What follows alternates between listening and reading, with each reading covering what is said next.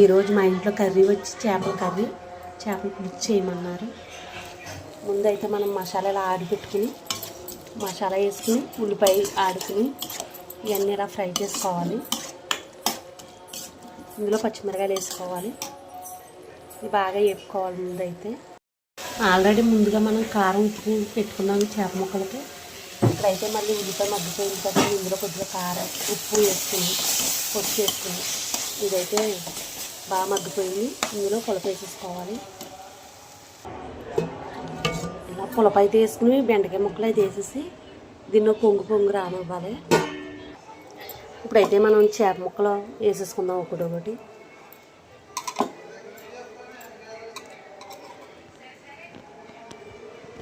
ఇలా ముక్కలన్నీ వేసేసుకున్నాం కదా. నేను ఇందులో అయితే మామిడికాయ వేస్తున్నాను. ఇలా మామిడికాయని చీరికలు వేసుకోవాలి, బాగుంటుంది. చేపల పులుసు అయితే ఇలా మరుగుతుందండి. దీంట్లో పులప ఉప్పు అన్నీ చూసుకుని వేసుకోవాలి. ఓకేనండి, దీన్ని అయితే బాగా మరగబెట్టుకుందాం. ఓకేనండి, మన ఛానల్ కనుక మీకు నచ్చితే కనుక ప్లీజ్ సబ్స్క్రైబ్ చేసుకుని లైక్ చేయండి. ఓకేనండి, బాయ్. నెక్స్ట్ వీడియోకి వెళ్తాను.